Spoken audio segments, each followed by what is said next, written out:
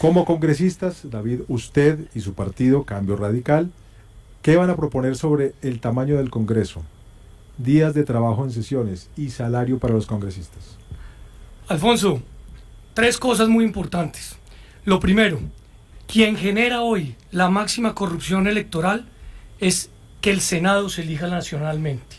El Senado no se debería elegir nacionalmente, se debería elegir regionalmente, para que cada departamento tuviera no solamente sus propios senadores, sino sobre todo para que sus ciudadanos pudieran hacerle control a ellos. Eso es el almendro de una verdadera reforma política que debe ir acompañada de la eliminación del voto preferente seguramente y también de algo tan importante como es la financiación de las campañas. Pero para que no me vaya a volver a regañar, le voy a hablar específicamente tanto del tamaño como por supuesto de algo muy importante y es la conformación.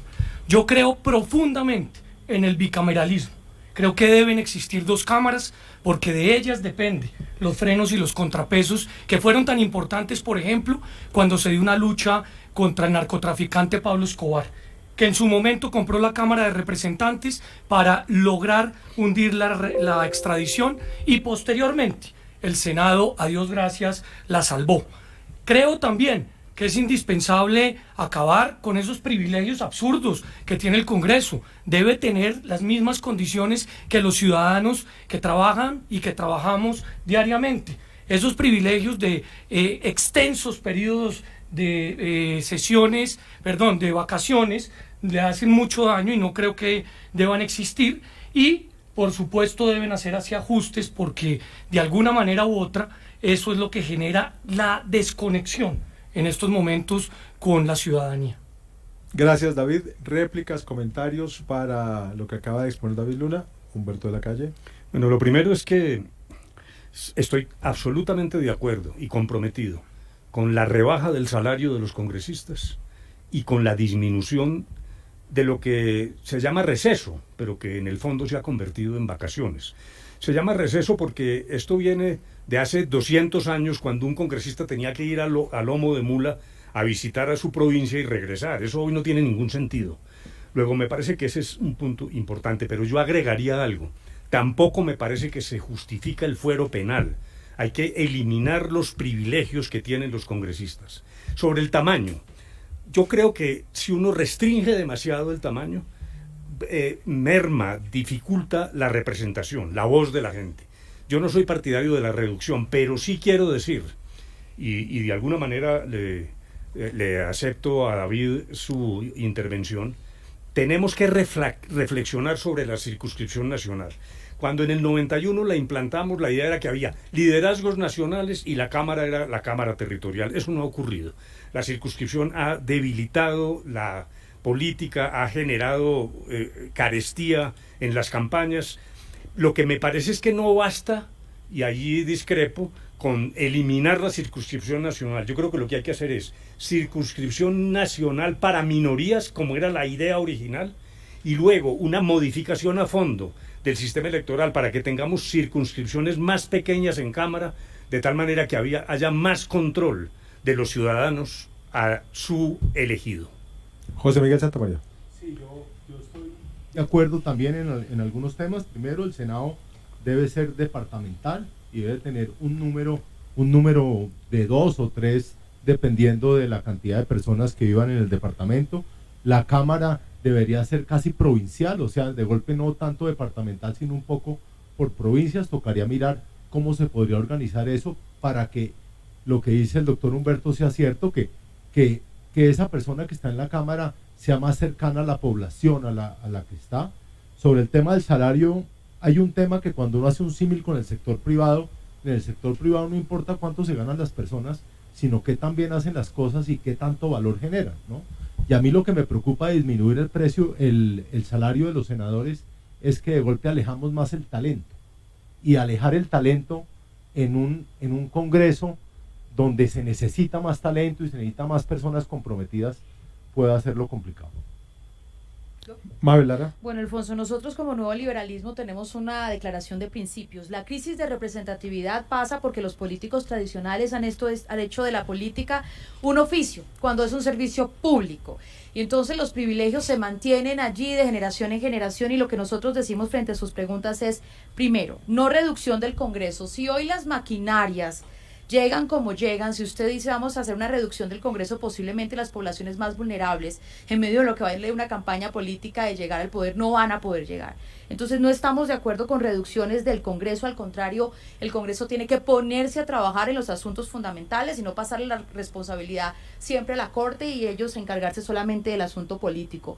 También hemos mencionado que el salario como tope salarial, no como, digamos, el tope salarial debería ser de 25 salarios mínimos legales vigentes, hoy es de 40, y creo que esto es algo aproximado que nos permite pensar además que no va a seguir creciendo como espuma, pero dentro de la declaración de principios también hemos dicho, Alfonso, que nosotros como Nuevo Liberalismo vamos a dejar ese cuento de que las camionetas burbuja estén por encima de las aceras con una cantidad de guardaespaldas, y que nosotros, si alguno de los que llegaremos a ser poder no tenemos un estudio de seguridad que diga que estamos en riesgo, nos vamos a bajar de esos carros lujosos.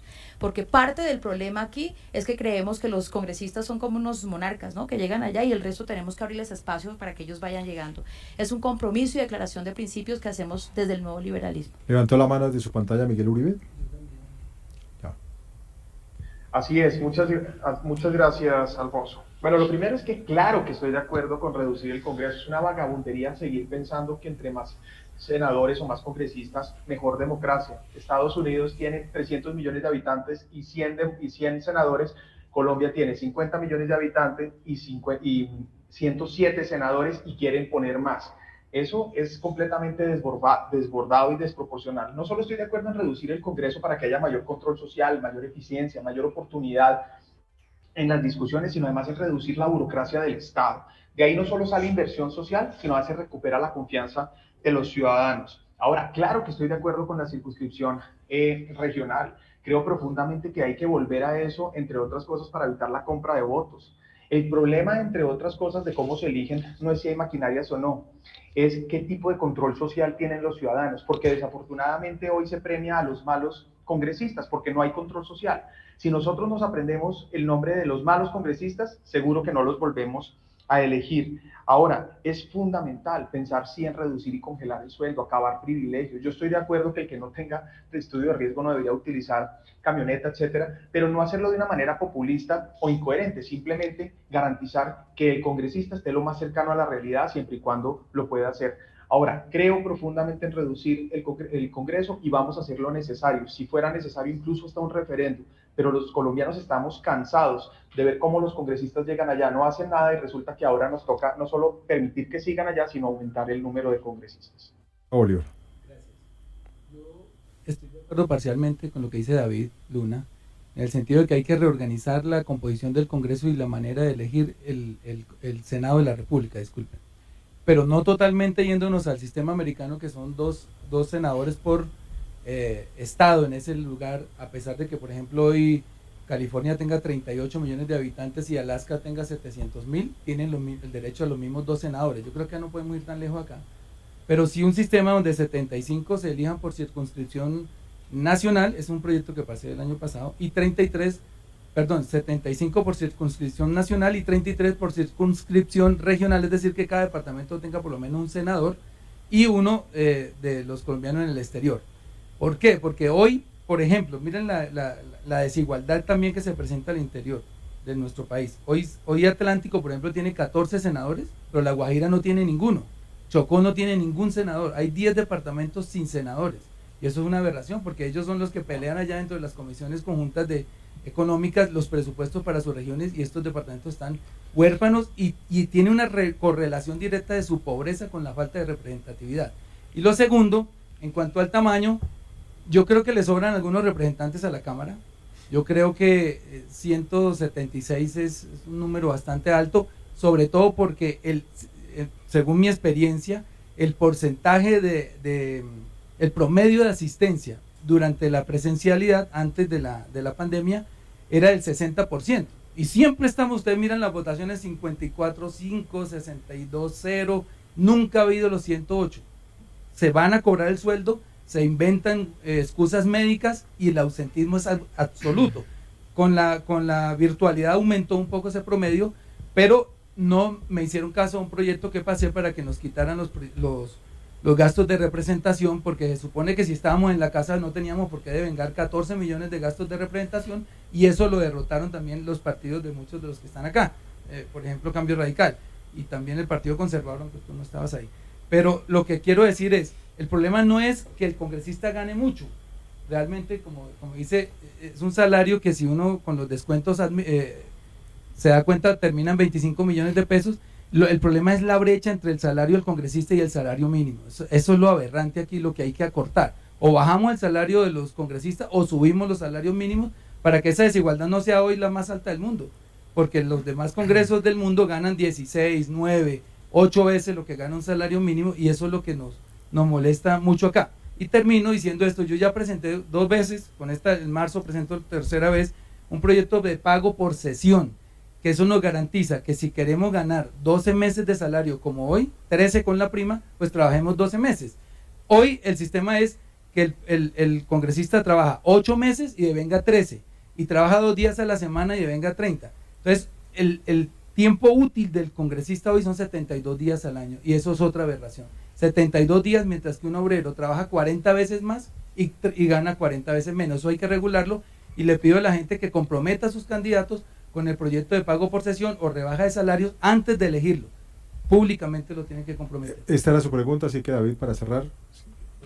Quería yo decir una cosa, simplemente decirle pues a los oyentes que en términos de salario, de los costos de los congresistas, el salario es como un poco menos del 30% realmente de lo que cuesta un congresista hoy en día, ¿no? Porque hoy en día entre la UTL, entre los gastos de representación, entre los viajes, entre todo eso, pues el costo de un congresista es muchísimo mayor, o sea, no es solo el salario. Yo le tengo el costo, un David, congresista cuesta al año Gustavo. 2.135 millones de pesos. ¿Era su pregunta? ¿Quiere hacer algún cierre, David? Sí, Alfonso, muchas gracias. Yo quiero insistir en que los más interesados en que la gente no salga a votar son los que compran votos. Y hay que darles una cachetada a quienes promueven la corrupción electoral. ¿Cómo? Sabiendo por quién se vota y sobre todo haciéndole seguimiento a la rendición de cuentas. Entre más fácil y más compacto sea el Congreso, pues obviamente los ciudadanos tendrán mayor capacidad de identificar quiénes son los que hacen y quiénes son los que duermen.